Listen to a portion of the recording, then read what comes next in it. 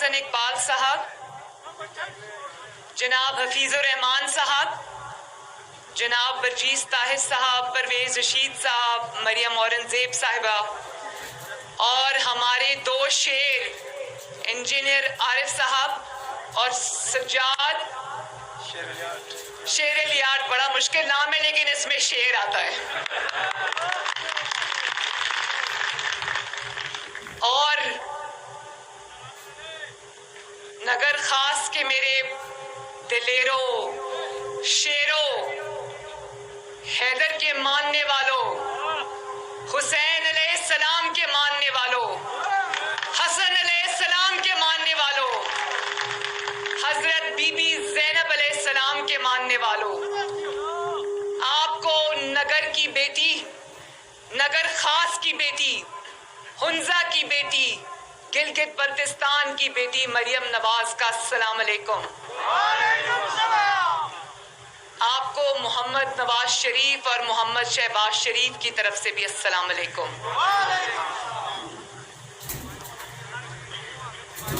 میں نے ابھی ایک نیا نعرہ سیکھا یہاں سے. پہلے میں نے سنا, جب سے میں گلگت بلتستان آئی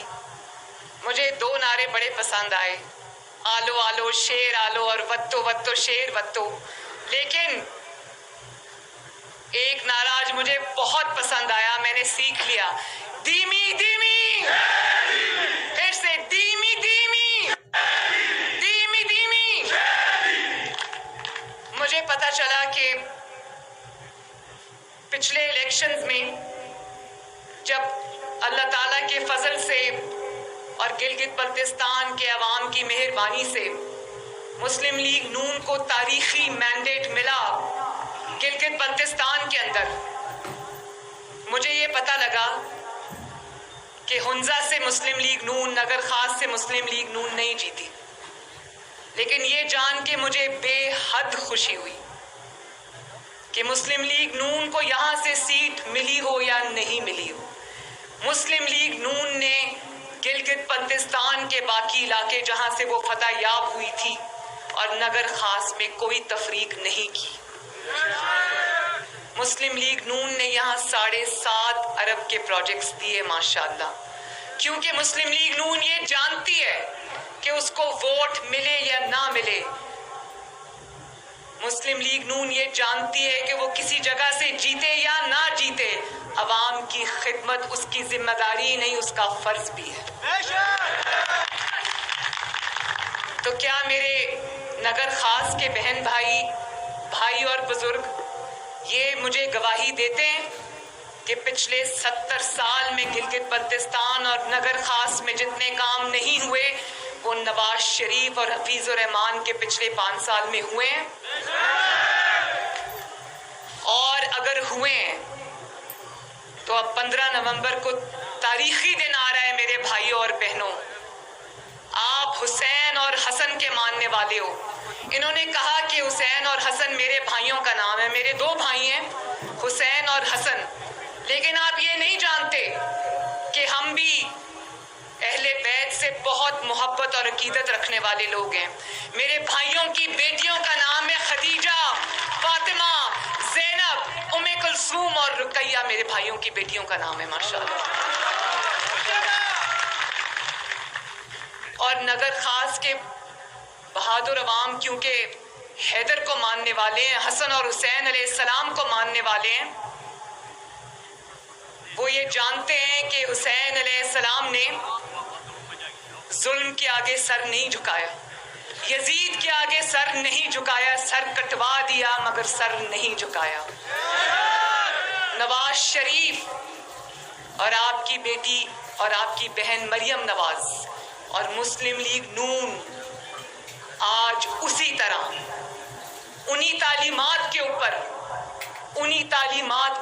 انہی مثالوں کے اوپر چلتے ہوئے, ہم بہت عاجز لوگ ہیں, ان کے پاؤں کی خاک کے برابر بھی نہیں ہے, لیکن وہ ایک مثال ہے ہمارے سامنے کہ ظالم کے آگے سر نہیں جھکانا. آپ لوگ سب جانتے ہو, ٹی وی دیکھتے ہو, سب سنتے ہو کہ نواز شریف پہ شاید ہی کوئی ظلم ہو جو انہوں نے نواز شریف کے اوپر نہ کیا ہو. عمران خان جیسا چھوٹا اور ظالم شخص جس کے دماغ میں صرف اور صرف حسد اور انتقام کا بھوت سوار ہے، اس نے جس طرح نواز شریف اور مسلم لیگ نون اور آپ کی جماعت کو انتقام کا نشانہ بنایا، تو ہونا تو یہ چاہیے تھا نا کہ کوئی ڈرپوک ہوتا، اس چپ کر کے سائڈ پہ ہٹ جاتا، وہ کہتا کہ نہ یہ ظلم میں برداشت نہیں کر سکتا، تو یزید کی طرح اس کے آگے جھکنے والوں کی طرح کہہ دیتا کہ میں جھک جاؤں گا۔ لیکن نواز شریف نے ہر ظلم بہادروں کی طرح اپنے سینے پہ سہا۔ اس نے اپنی بیٹی کو جیل جاتا ہوا بھی دیکھا۔ میرے والد کے سامنے میں ان کو جیل میں ان سے ملاقات کے لیے گئی، کیونکہ آپ بہادر لوگ ہو، ماؤں بہنوں بیٹیوں کی عزت کرنے والے لوگ ہو۔ میں یہ جانتی ہوں کہ آپ لوگ میری اس بات کو سمجھو گے کہ جو شخص بہنوں بیٹیوں کی عزت نہ کرنا جانتا ہو وہ آپ کے ووٹ کا حقدار نہیں ہے۔ جو اپنی بہنوں اور بیٹیوں کی عزت نہ کروا سکتا وہ اپنے عوام کی عزت بھی نہیں کروا سکتا۔ جو شخص اپنی عزت کے لیے کھڑا نہیں ہو سکتا، آج آپ دیکھیں ملک میں کیا ہو رہا ہے، اس کو کچھ پتا نہیں ہے کہ کیا ہو رہا ہے۔ حکومت کوئی اور چلا رہا ہے، کرسی پہ صرف یہ بیٹھا ہے، اور جو کرسی پر بیٹھنے کی خاطر کرسی پر بیٹھا ہو، کیا وہ حیدر کے ماننے والوں کے ووٹ کا حقدار ہے؟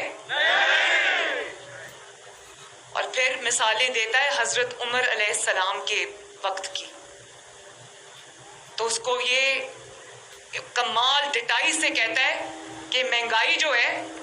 وہ مسلم لیگ نون اور اپوزیشن کا پروپیگنڈا ہے۔ میں یہ سوچتی ہوں کہ اس انسان کو چلو جعلی صحیح، زبردستی لا کے ہمارے سروں پر مسلط کیا ہوا انسان ہی صحیح،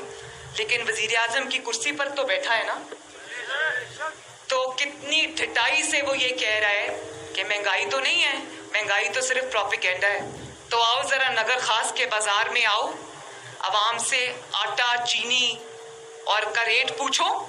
نگر کے گھروں میں جاؤ اور خواتین سے پوچھو کہ وہ اپنے چولہے اور اپنے گھر کس طرح چلا رہی ہیں۔ نگر کے عوام، ہنزا کے عوام محنت کر کے کمانے والے لوگ ہیں، سر اٹھا کے جینے والے لوگ ہیں۔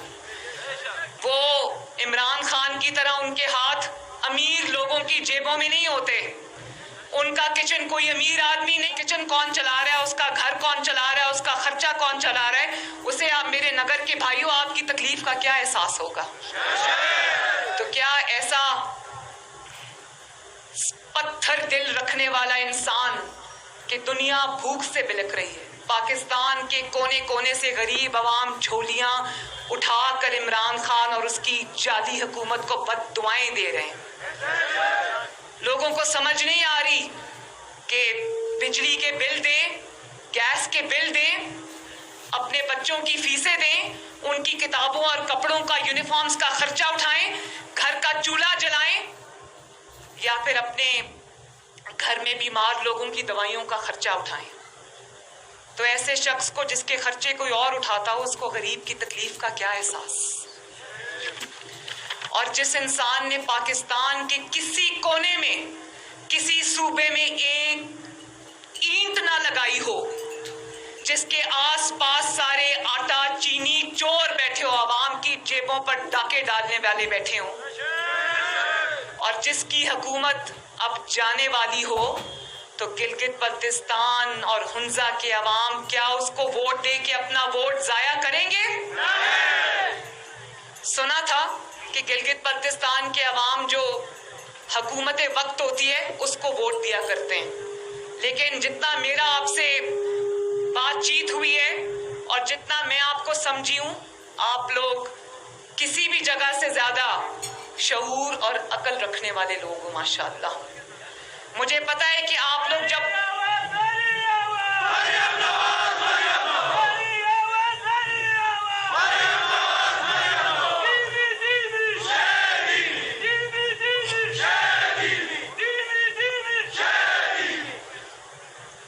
جو شخص عوام کی تباہی کا ذمہ دار ہو، جو شخص عوام کی نوکریاں چھیننے کا ذمہ دار ہو، جو شخص کاروبار تباہ کرنے کا ذمہ دار ہو، جو شخص پاکستان کی معیشت تباہ کرنے کا ذمہ دار ہو، جو شخص عوام کے گھروں میں بھوک اور افلاس لانے کا ذمہ دار ہو، جو شخص آپ کا روزگار چھیننے کا ذمہ دار ہو، جو شخص جب مہنگائی سے آپ کو تکلیف ہوتی ہے تو وہ آپ کا مذاق اڑانے کا ذمہ دار ہو، جو شخص آپ کے مجبوریوں کی توہین کرے، کیا وہ شخص عمران خان آپ کے ووٹ کا ذمہ دار ہے؟ اور جو شخص اس کے وزراء یہاں گھومتے پھر رہے ہیں، ابھی کچھ ہفتے پہلے کی بات ہے، کراچی میں میرے کمرے کا دروازہ توڑ کے صبح 6:30 بجے جہاں میں سوئی ہوئی تھی، یہ میرے بستر کے پاس سارے داخل ہو گئے. اور آج بھی سرے بازار گلگت بلتستان کی پاک دھرتی کے اوپر جو گفتگو ہو رہی ہے، جس طرح سے پاکستان کی ماؤں، بہنوں، بیٹیوں کی تضحیک کرنے کی کوشش کی جا رہی ہے، کیا گلگت بلتستان کے عوام ایسی گندگی کو اپنی سرزمین پر جگہ دیں گے؟ نہ گلگت بلتستان کی دھرتی پر ان کی جگہ ہے، نہ پاکستان کی پاک سرزمین پر ان کی جگہ ہے. اور اب یہ حکومت انشاءاللہ تعالی آخری دھکے کے بعد جانے والی ہے.